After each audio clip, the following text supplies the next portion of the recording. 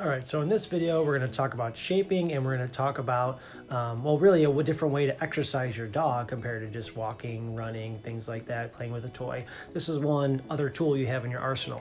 So let's talk about shaping for a second.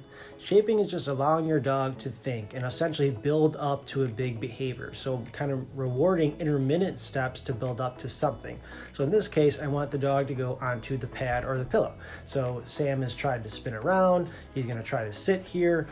Neither of them I'm going to reward. If he were to look at the pillow or he were to put a paw on the pillow, I would mark and reward that, and kind of just keep repeating that process until he was fully up. And I'm not saying any commands, I'm not saying any words because he's not super comfortable with the protocol yet.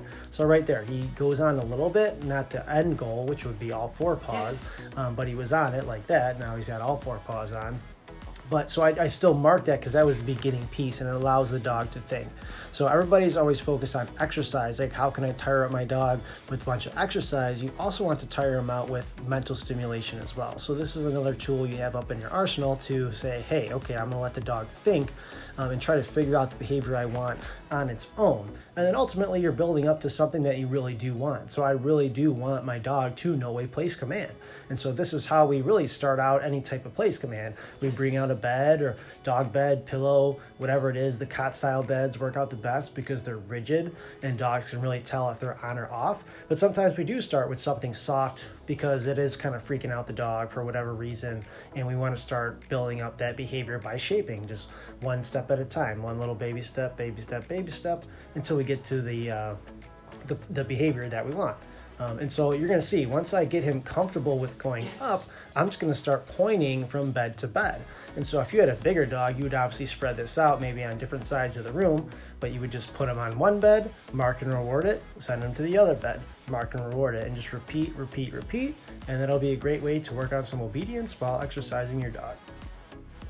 So a little side note here, this is a problem with using crumbly treats, is if they do crumble up and make a little mess on the floor, your dog will definitely get distracted by those. So trying to use treats that are not necessarily hard. It's hard to find a good treat, but you want something that's a little bit softer, but won't actually break up, when you give it to him.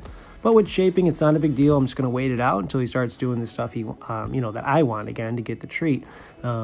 He sniffed the pillow there. I didn't mark and reward it. If this was the first step, if this was the base step that I was marking and rewarding, I probably would have.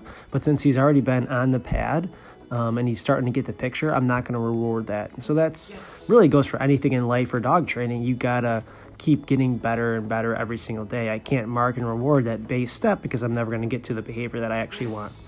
But definitely try this out. This is a great way to exercise your dog, get a lot of mental stimulation going, especially in the colder temperatures. But it's real fun. Your dog will definitely like it, so try it out. Another note I want to add here is I'm not using any other words other than a marker word, which I'm saying yes in this case.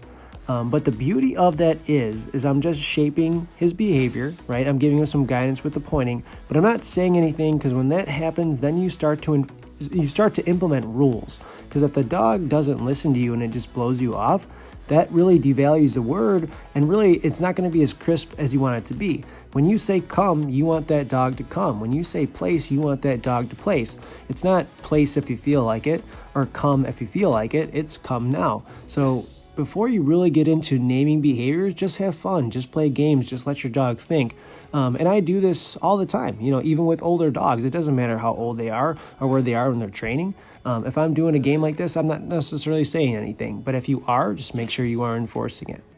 From here on out in the video, I'm going to make Sam work a little bit harder for the food. And the way I'm going to do that is that I'm going to make him go from 2 to 3 pillows at a time before I give him one piece of food. And that's everybody's biggest complaint, is how do I get him off food? Well, you have to make him work harder for it. So in this case, it means 2, 3, 4 pillows until you get the one piece of food.